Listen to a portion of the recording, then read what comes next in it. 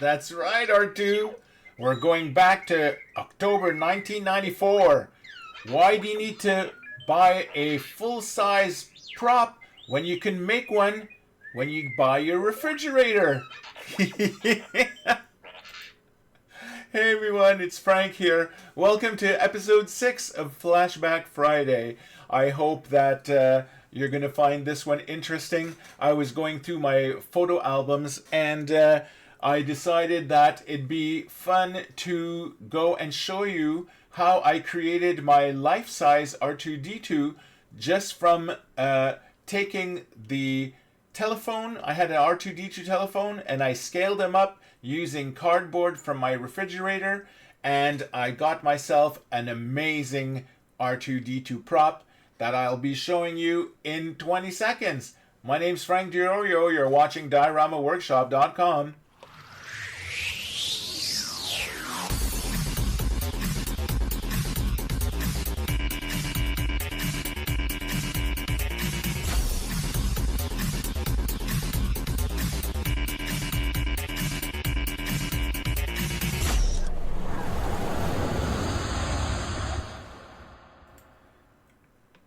Yes, here we go. This is what he looked like. Isn't it amazing? Now, in the center top, you see him without his paint scheme, but once painted, it looks pretty much like what you can buy with the expensive companies. But I'm getting myself ahead of myself with this, so I thought that I'd show you the making of process, and I found my original pictures from my photo albums like I mentioned earlier, and I rescanned them into high resolution, and let's go through those as I speak. So the first thing I did was do a test with the dome. I wanted to make sure that the dome would work first, and if it didn't, well then I would scrap the whole thing. And then I thought, remember those orange chocolates that we used to, your parents used to have, or some of you might eat? I don't like the taste of them. But you like smash them with the foil and then you open it up and all the pieces open up like a flower. Well, that's the principle of this. It's all little petal strips that are all tied together. Now, in order to do the creation of this, I had done this technique with my RoboCop Halloween costume years back. And what I did is that I take the cardboard and then I use the tape that you get, you know, when you're moving, you have that tape that's on there like a roll, kind of like a thing that you packing tape kind of thing. And so I cover the entire surface of the cardboard with the packing tape to keep everything tight, and then eventually when we're going to go paint it, it'll prevent the cardboard from getting all soggy and having R2 melt all over the floor after all that hard work. So this is the dimensions that I scaled up at. I found the math to do that from the telephone, and I started drawing all the details of where the eye socket is and all the different things like that. And then I did the test of cutting all the pieces. So here's some of the pieces added to create extrusion where the eye lens is and different things like that. And then, oh, you see part of the telephone on the left there at the top. You see his little feet. That's the size of what it was. It was about a foot, and you took his foot, and his foot is what you would talk to people on. And so the grooves for the etches, I would create, because it was made of cardboard, which is 2 layers of paper with corrugation inside, I was able to dig like with a, well, I would cut it with the X-Acto, and then like a little pick, sort of like a toothpick, not a toothpick, but the, like, you know, like that you pick walnuts from, kind of. It looks like a little hook, metal hook. I would dig out all of the trench or that little etching zone, and then I would take the tape and I would make it go inside the curves there with a little credit card. I would like push inside the little groove. I don't know, I'm explaining myself badly, but I think you understand the picture of what I'm trying to explain. That's what happens when these, you know, live unscripted Flashback Fridays, you know, you sometimes get a really clear picture or some rambling like I'm starting to do. So back on track, Frank. It's like we don't need to hear all this long explanation. Okay.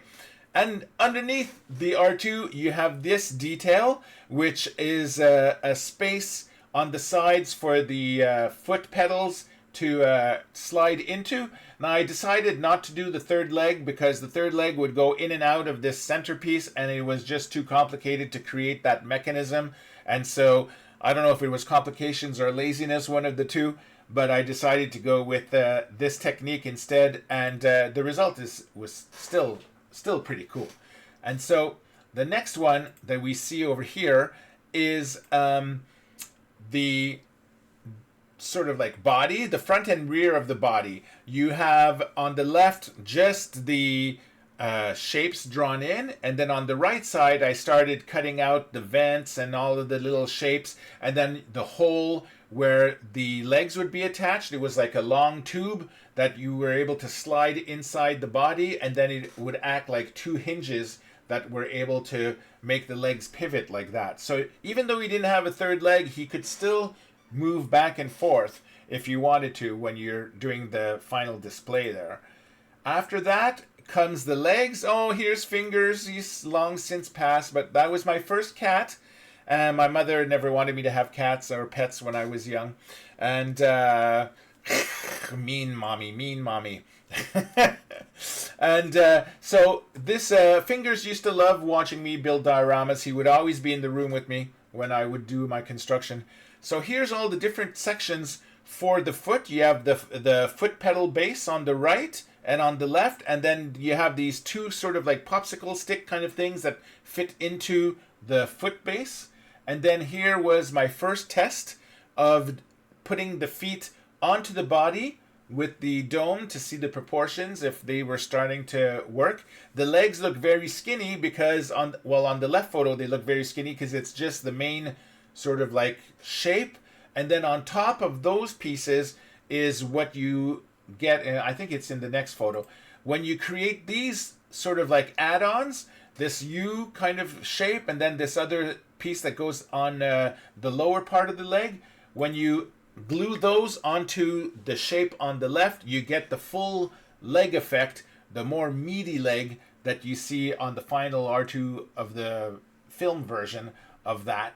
And then here is the example of what those legs look like. So the chunkier legs fit into the foot pedestals, and then on the inside portion of the legs you have these sort of like boxes that look like sort of like a canteen, or I guess a battery pack or something that would be like that. And then I put some aquarium tubing to go from the battery pack into the front of the leg there to give that same effect that you see in the film.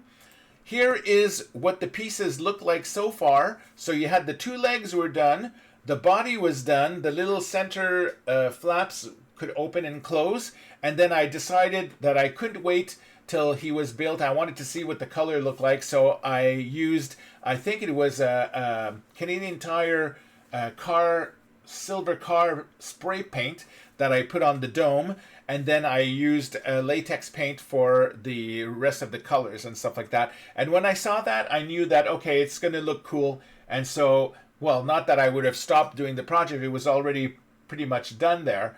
And so here we have the final body on the right side with all the cutouts and all that, and then what it looked like on the left. However, that seems like an early dome because I didn't cut the holes out for the eyes and all of that, and the lens. So this is an early photo before, I don't know, the order seems a little weird, but you're still seeing what it looked like without the paint and the things. It started really taking shape, right?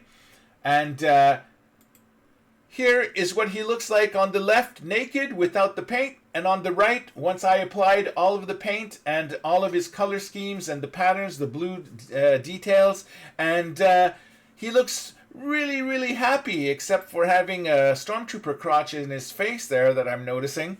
But, oh, even Han Solo, oh, poor R2, he has the stormtrooper crotch on one side and then Han Solo's crotch on the other side.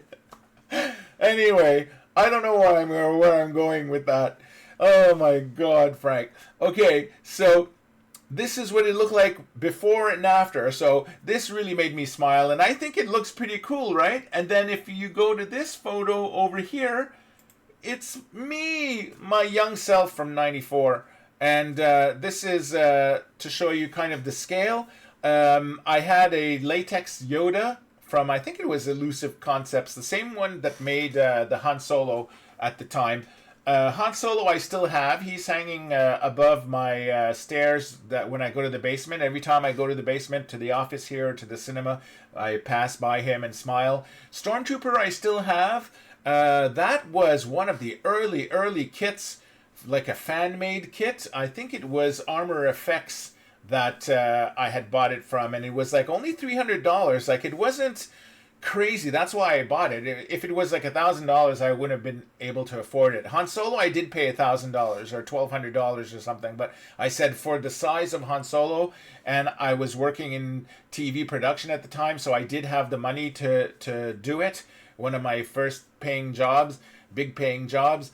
And Yoda, sadly, is not with us anymore. He was made of latex, and with the air, after about 15 years or so, his skin started all like becoming all super dry, and like if you touch him or something, he'd all like melt and fall apart, like, you know, like flaking ceramics. Or it was like a sad sight. So one day I had to throw him away. So I would have loved to see the face on the garbage man when he saw like a huge decomposed Yoda by the curb there with the Tuesday regular garbage cans there.